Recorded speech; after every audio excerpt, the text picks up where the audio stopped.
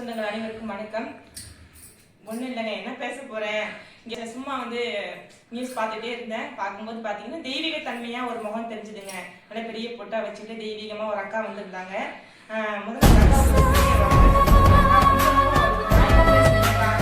பெரிய வணக்கம். வேற ஒன்றும் இல்லை, 6 மணி நேரம் கழித்து 7:40க்கு தான் வந்திருக்கிறேன். நீ வரப்ப இருட்டுக்குள்ளேயே தான் வந்திருக்கிற.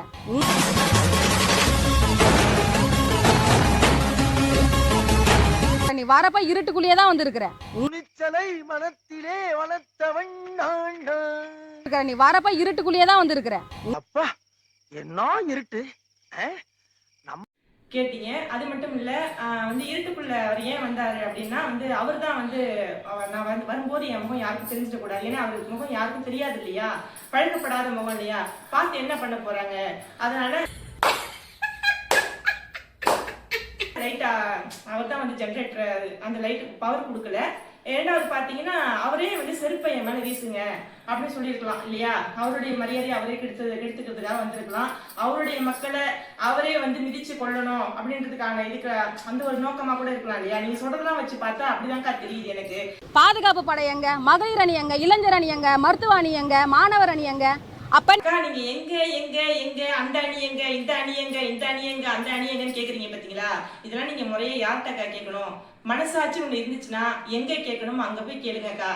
தயவு செய்து எதுவுமே இல்லாம எந்த ஒரு பவருமே அவருக்கு கொடுக்கலக்கா. இன்னும் நம்ம எதையும் தூக்கி கொடுக்கல. மக்கள் இனிமேல் தான் கொடுக்க போறாங்க. யாரும் தன்னுடைய ரசிகர்கள் நசுங்கி சாகணும், யாரும் இப்போ செத்து போன்னு நினைச்சு வரமாட்டாங்கக்கா. என்ன யாருமே அப்படி நினைக்க மாட்டாங்க. அப்படி நினைக்கிறவங்க நல்லா அரசியல்வாதியாவே இருக்க மாட்டாங்க. தயவு செய்து சொல்றேன், இது இதோட விட்டுருங்க. நீங்க பேசுறதெல்லாம் பார்த்தா எப்படி தெரியுமா இருக்கு, ஏதோ திட்டமிட்டு அவங்களா பண்ண மாதிரி. அவங்கள யாருமே அப்படி நினைக்க மாட்டாங்க. 41 உயிர் போயிருக்கு. தயவு செய்து இதை வச்சு அரசியல் பண்ணாதீங்க. ஜாலியா நீ போதைய போட்டு நீ நேரா நிலங்கரை வீட்டுல பூந்துனுக்குற. போதையை போட்டுட்டு ஓடி போயிட்டாரு, நிலங்கரை வீட்டுல போய் பூந்துக்கிட்டாரு அப்படின்னு சொல்லிருக்கீங்க. அப்புறம் போதையெல்லாம் என்னென்னமோ போதையோட பேர்லாம் சொல்லிருக்கீங்க, போதை பொருளோட பேர்லாம் சொல்லிருக்கீங்க. அது எனக்கு வாயில வரலக்கா. நீங்க கரெக்டா சொல்லிருக்கீங்க. அப்ப தமிழ்நாடுக்குள்ள இது அத்தனையும் இந்த போதை பொருள் எல்லாம் இருக்குது அப்படிங்கிறத இப்ப நீங்க சொல்லிதான் நான் தெரிஞ்சுக்கிட்டு, நான் மட்டும் இல்லை எல்லாரும் தெரிஞ்சுட்டு இருப்பாங்க. பரவாயில்லக்கா, தெரிஞ்சோ தெரியாமல் நிறைய உண்மைகளை சொல்லியிருக்கீங்க உங்க வாயாலேயே. பரவாயில்ல.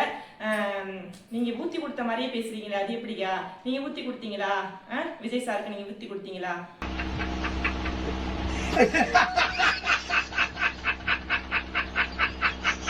சொல்லுங்க. ஊத்தி கொடுத்த மாதிரி போதையை போட்டு போயிட்டாருன்னு சொல்லிருக்கீங்களே, ஏன்க்கா அப்படிலாம் பேசுறீங்க? வேண்டாமே. வெளிநாட்டுல துபாயில இருந்து பவுன்சர் அணி வச்சிருக்கிறல்ல, எத்தனை பவுன்சர் கூட நிக்கிறாங்க. அக்கா இன்னொன்னு சொல்லிருக்கீங்க, விஜய் அவர்களுக்கு பவுன்சர்கள் வெளிநாட்டுல இருந்து பவுன்சர்கள் பாதுகாப்புல இருக்கிறாங்க. உனக்கு நீ பாதுகாப்பு பண்ணி கொடுத்துருக்கிற, உன் தொண்டனுக்கு நீ பாதுகாப்பு கொடுத்தியா, அதுக்கு பாதுகாப்பு கொடுத்தியா, இதுக்கு பாதுகாப்பு கொடுத்தியா? உன்னை நீ அரசியல்வாதினா நீ செருப்பாலையும் தான் அடி வாங்கணும், என்ன தக்காளியாலையும் தான் அடி வாங்கணும், மலத்தாலையும் தான் அடி வாங்கணும்னு நிறைய சொல்லியிருக்கீங்க. கரெக்டு தான்க்கா, கரெக்டா சொல்லியிருக்கீங்க.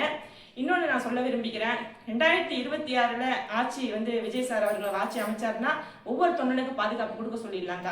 கண்டிப்பா அவர் கொடுப்பாரு. இப்ப நீங்க கேட்ட கேள்வியெல்லாம் விஜய் சாரை பார்த்து கேட்கல, யாரு பார்த்து கேட்டிருக்கீங்கன்னு நான் சொல்லட்டுமா? அரசாங்கத்தை தான் பார்த்து கேட்டிருக்கீங்க. தெரிஞ்சோ தெரியாமலும் இத்தனை கேள்விகளை நீங்க விஜய் சாரை பார்த்து கேட்டிருக்கீங்க. ஆனா நீங்க தெரிஞ்சு கேட்டீங்க, தெரியாம கேட்டீங்கன்னா தெரியாது. இது அத்தனையும் அரசாங்கத்திடம் கேட்க வேண்டிய கேள்விகள். என்ன நீங்க அதாவது கொலைக்கு காரணம்.